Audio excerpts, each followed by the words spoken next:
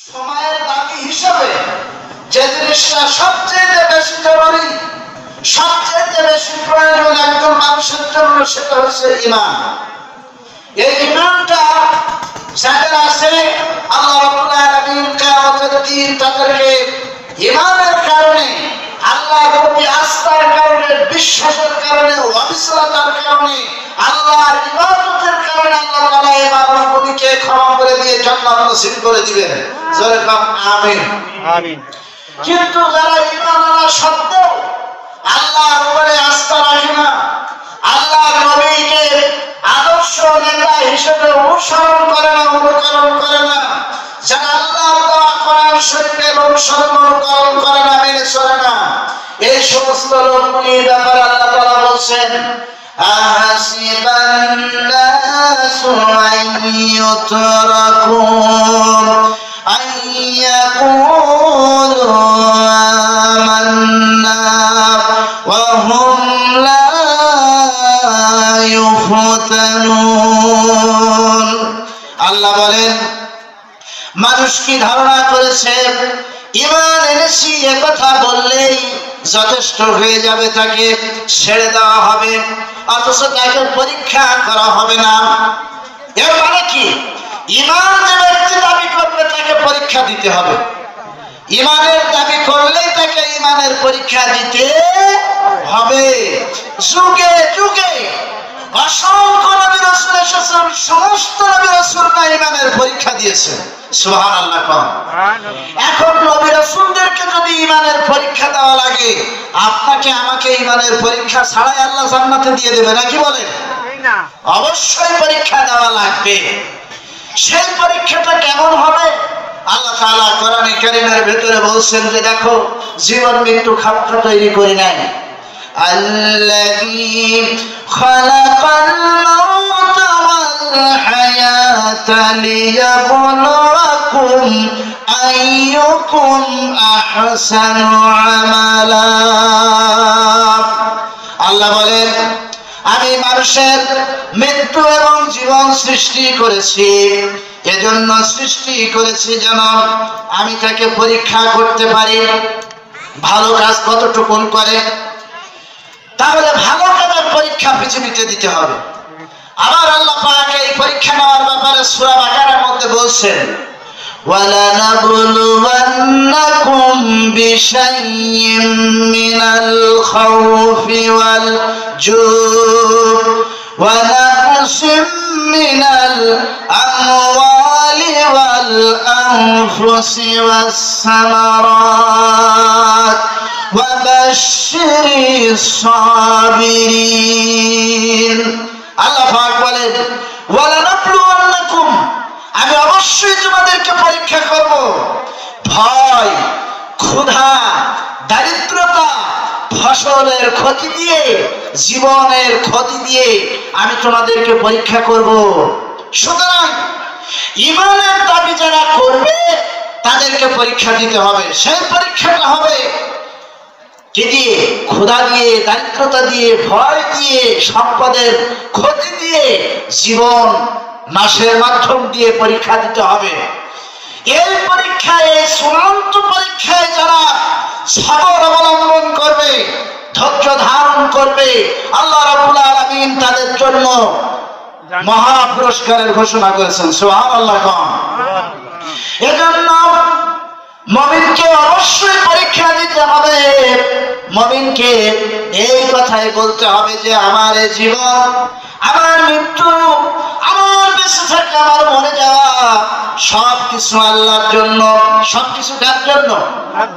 আল্লাহ তাআলা বলছেন, নবী আপনি বলে দেন, কুল ইন্না সলাতি ওয়া নুসুকি ওয়া মাহইয়ায়া ওয়া মামাতি লিল্লাহি রাব্বিল আলামিন। হে নবী আপনি বলে দেন, আমার বেঁচে থাকা, আমার মরে যাওয়া, আমার নামাজ, আমার যাকাত, যা কিছু আছে সবকিছু আল্লাহর জন্য। সবকিছু কার জন্য?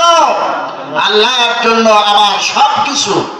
এখন বলেন, একজন মানুষের জীবনের সবকিছু যদি আল্লাহর জন্য হয়ে যায়, আল্লাহর উদ্দেশ্যে হয়ে যায়, তাহলে ওই মানুষের ব্যক্তিগত কোনো জিনিস আর থাকে না।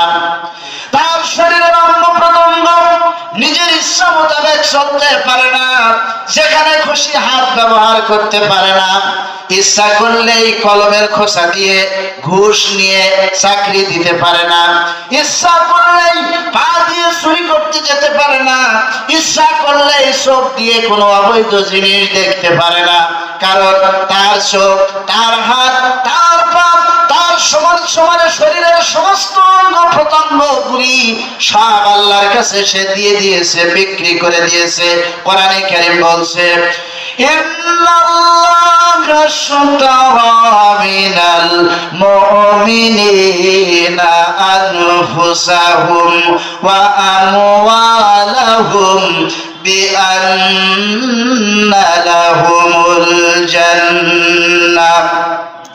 নিশ্চয় আমি মুমিনের জান এবং মালকে খরিদ করে নিয়েছি, কিনে নিয়েছি, আর বিনিময়ে মুমিনকে দিয়েছি জান্নাত। সুবহানাল্লাহ।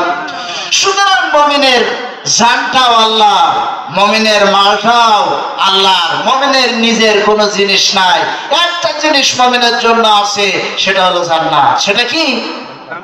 জান্নাত। এজন্য মুমিনকে সব সময় চেষ্টা করতে হবে মুমিন যেন নিজের ব্যাপারে সচেতন থাকে যে আমার একজন মনিব আছে, আমার একজন স্রষ্টা আছে, যিনি আমার সমস্ত কার্যগুলি দেখতে পাচ্ছেন, সব কিছু তিনি রেকর্ড করতেছেন। সুতরাং ওই আল্লাহর কাছে আমরা যদি আমাদের জীবনের সব আশা, সমস্ত আকাঙ্ক্ষাগুলি আমরা আল্লাহর কাছে সুপর্দ করে দেই, আল্লাহর কাছে যদি আমরা নিয়োজিত হয়ে যাই, আল্লাহর উপরে যদি অবিচল আস্থা এবং ভরসা স্থাপন করি, তাহলে এই পৃথিবীর জীবনটা সুন্দর হয়ে যাবে, আর কিয়ামতের দিনটি মুমিনের জন্য নাজাতের ফয়সালা হয়ে যাবে। জোরে বলুন সুবহানাল্লাহ। সেজন্য মুমিন জীবন এমন জীবন গ্রহণ করবে, মুমিন জীবন সব সময় চেষ্টা করবে ভালো কাজটা কিভাবে করা যায়, কিভাবে মানুষকে উপকার করা যায়, কিভাবে মানুষের সঙ্গে ভালো ব্যবহার করা যায়, কিভাবে মানুষকে ঠকানো থেকে নিজেকে বিরত রাখা যায়, সুদ থেকে কিভাবে নিজেকে বিরত রাখা যায়, কিভাবে সমাজের অশান্তি থেকে নিজেকে দূরে রেখে গোটা সমাজকে শান্তির সমাজে পরিণত করা যায়, কিভাবে বেপরদা নারীদেরকে পর্দার ভিতরে আনা যায়, কিভাবে এই জুলুম শাসিত এলাকাটাকে একটা মানদণ্ড শান্তির স্থাপনা হিসেবে বিবেচনা করা যায়। সমস্ত চিন্তা ভাবনা মুমিন আল্লাহ কেন্দ্রিক হবে, আল্লাহ রাসূল কেন্দ্রিক হবে, ইসলাম কেন্দ্রিক হবে। ঠিক কিনা বলেন? যদি মুমিনের জীবনটা আল্লাহ কেন্দ্রিক, রাসূল কেন্দ্রিক, পরকাল কেন্দ্রিক হয়, তাহলে ওই মুমিনের কোন চিন্তা আছে? আপনারা কোন বলেন, কোন চিন্তা আছে?